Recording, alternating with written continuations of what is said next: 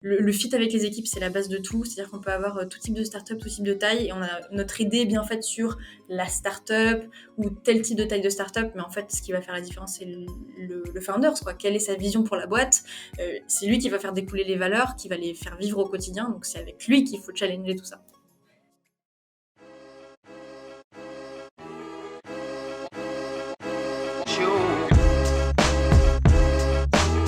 Du coup, je m'appelle Agustina, je travaille chez Ignition Programme depuis 1 an.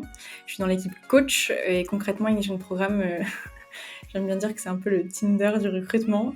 En gros, nous, notre idée, c'est qu'on va accompagner, donc l'équipe coach va accompagner des candidats à trouver un job en startup, idéalement le job de leur rêve. Et on a des matchmakers qui vont accompagner les startups, du coup, à trouver le candidat de leur rêve. Et nous, on va les matcher, tout ça. C'est un job assez inspirant.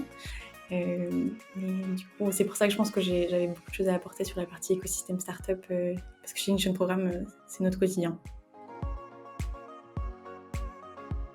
À titre perso, moi je trouve que les avantages de travailler dans ma startup aujourd'hui, c'est la liberté.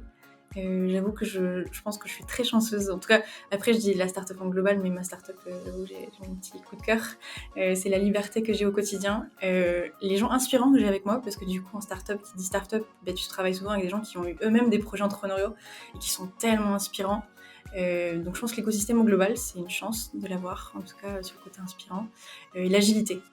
J'aime quand ça bouge, j'aime l'action, et je dis en général que la différence du coup avec les grandes boîtes et du coup les startups, c'est t'es pas dans je réfléchis et après j'agis, c'est plutôt j'agis.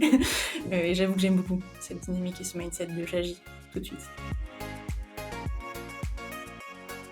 Les types de profils, alors nous on a un peu notre sauce secrète avec les 3 profils types qu'on a, on va dire, on a créé, pas les profils, mais tu vois les 3 grands critères. Et les 3 grands critères qu'on a identifiés, ça va être Smart, Initiative, Hands-on. Smart, ça va être, souvent quand les entrepreneurs nous en parlent, ils disent il faut qu'ils captent vite, quoi. Donc Smart, ça va avec cette partie adaptabilité. En fait, en startup, ça bouge, comme je t'ai dit, ça bouge beaucoup.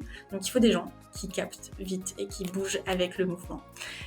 Initiative, c'est en fait en startup, c'est à la base c'est du mouvement, ça bouge. Donc si les gens eux-mêmes sont pas moteurs, ça va bloquer. Donc il faut que tu sois moteur et il faut que tu sois force d'initiative. Et c'est aussi du coup ce qui fait que j'adore la startup, c'est de pouvoir avoir cette liberté de force d'initiative, qu'on te fasse confiance, c'est dingue.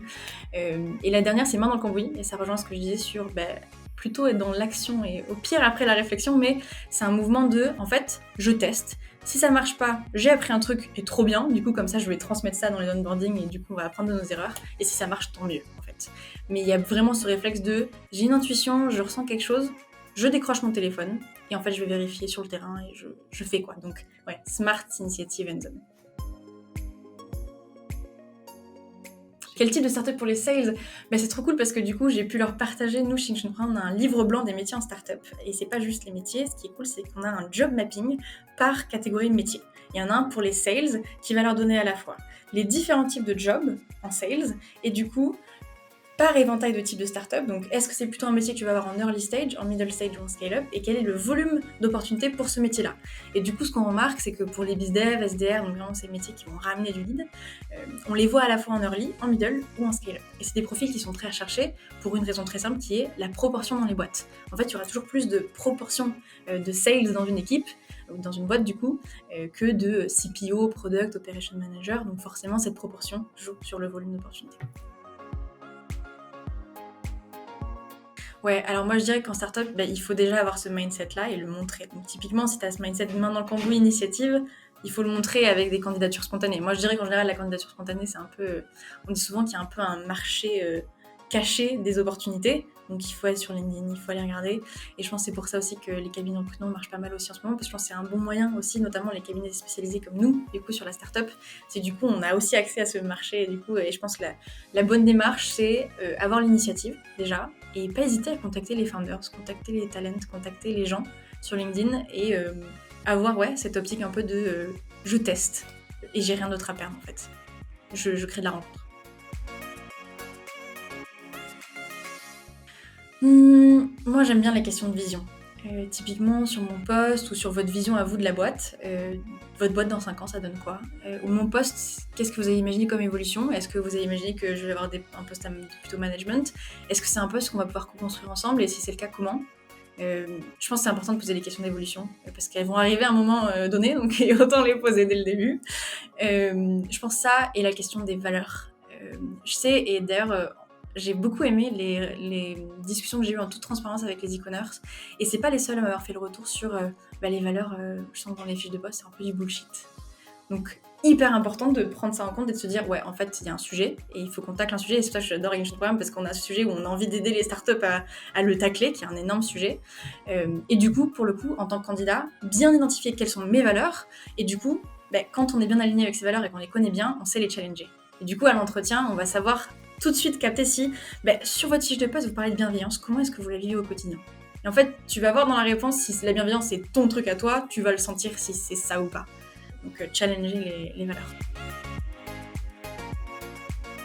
Ouais, moi je dirais des erreurs à éviter au global, le positionnement, c'est-à-dire positionner sur une start-up où en gros, j'ai pas regardé trop le salaire et du coup je propose un salaire qui est décorrélé du marché, ce qui fait que du coup l'entrepreneur va se dire: «Il a rien compris à sa valeur» du coup.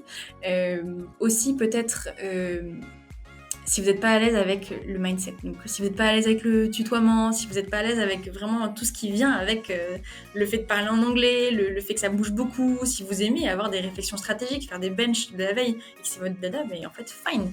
Mais du coup, en start-up, ça bouge beaucoup, on est tous très très jeunes en général, donc il y a ce sujet aussi et il faut savoir si ça nous correspond ou pas. Et c'est pour ça que j'avoue, chez Nichon, on pose beaucoup de questions et on veut vraiment s'assurer qu'on creuse bien avec les candidats sur, en toute transparence, est-ce que ça te correspond ou pas. Et c'est pour ça que j'aime beaucoup le fait qu'on fasse des entretiens de sélection et qu'à la fin, on soit toujours hyper transparent si, écoute, dans mon ressenti, je pense que oui ou non, comment je peux t'aider.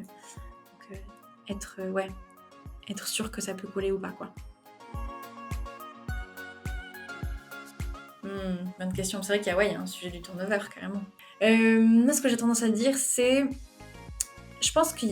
c'est tout bête, mais c'est chacun au cas par cas. Mais c'est un peu ça. C'est en fait, est-ce que... Déjà, quand tu t'es fixé les objectifs de... En fait, moi, cette startup, elle va m'apporter ça et moi, je vais lui apporter ça. En fait, si au bout d'un an, ce contrat de on s'est apporté ça a été bâclé, en fait, c'est fine. Mais je pense aussi qu'il y a un sujet de fidélisation aussi des personnes, du coup, dans les boîtes, de se dire, en fait, telle personne, elle a envie de cranter là-dessus. Et nous, en fait, on peut lui apporter ça. Et peut-être qu'elle l'a pas identifié parce que quand elle est arrivée sur tel poste, on l'a déjà fait cranter là-dessus. Mais en fait, on a plein d'autres choses sur lesquelles on peut faire tourner. Et il y a beaucoup de boîtes qui font ça. Et nous, typiquement en interne, une de nos coachs est devenue product manager. Donc, je pense que c'est très beau et je pense que là-dessus, l'agilité de la startup fait que parfois, on peut penser que oui, c'est pas très long en cycle de vie, mais en fait, pour les startups qui sont agiles et qui sont capables de proposer aux personnes en interne de bouger, en fait, tu peux avoir un cycle de vie qui est vachement plus long. Et d'où l'importance de bien travailler les évolutions de carrière. Alors, du coup, on a notre simulateur. J'avoue que je vais renvoyer parce que je n'ai pas le cerveau pour tout te redire. Mais du coup, on a notre simulateur de salaire qui, en fonction de tes années d'expérience, donc ça va sortir d'école ou 10 ans d'expérience, et ensuite, le métier que tu vises va te donner à la fois, du coup, forcément, si des métiers sales, on va aussi montrer le package fixe, mais aussi le variable, parce que c'est hyper important d'avoir cette donnée-là. Mais effectivement, on n'aura pas les mêmes packages que chez Capgemini, enfin les gros cabinets de conseil ou dans les grandes boîtes. Mais du coup, c'est pour ça qu'on dit souvent à nos candidats, pense en package. Donc oui, il y a le salaire fixe et oui, il y a le variable. Il y a plein d'autres trucs qui rentrent en compte là-dedans. Donc, qu'est-ce qui est le plus important pour toi ? C'est pour ça que je pense qu'on pense en général au global et qu'on pose beaucoup de questions en amont. Mais effectivement, oui, le salaire, c'est important. Et comme je disais tout à l'heure, si on est décorrélé du marché, ça va être pas bon du tout pour le positionnement. Donc c'est pour ça qu'on a fait cet outil aussi. Si ça nous permet de bien conseiller nos candidats et d'avoir quelque chose vers lequel les renvoyer pour les aider là-dessus. Et sachant aussi que, en fonction de la boîte, en fonction de sa croissance, si elle a fait une levée, si elle a mis un gros billet là-dessus, ça va dépendre de la boîte. Donc je pense qu'on peut avoir une idée générale du bench à la fois de combien on vaut sur le marché, combien on peut apporter aussi à la boîte si on est un sales et qu'on sait qu'on va pouvoir dépoter les objectifs et qu'on va ramener tant, et que du coup en termes de ROI on peut se permettre de demander plus, et aussi forcément par rapport à la boîte elle-même, qu'est-ce qu'elle est prête à donner. C'est un peu bateau, mais mes parents c'est très maman papa, mes parents sont immigrants, du coup ils arrivent en France quand moi j'avais 3 ans du coup, et j'ai été toujours très très inspirée par leur résilience. Et je pense que c'est peut-être pour ça qui m'a attirée chez l'entrepreneuriat. C'est cette résilience que j'ai retrouvée et ce mindset de tu travailles et du coup tu as de l'ambition et du coup tu auras tout ce que tu veux, tu vois, tant que tu as un maximum d'énergie. Donc très bateau, mais mes parents. Mes parents. Bah, je pense qu'il y a beaucoup de gens qui m'inspirent. Je pense que Guillaume Houbèche, qui est récemment, m'a beaucoup inspiré. Et mes CEO, en vrai. Bah, il faut. Hein. Si tu crois pas en tes CEO et t'as pas l'ambition, ça joue aussi. Mais ouais, il y a beaucoup de gens qui m'inspirent, mais à la base de tout, il y a mes parents.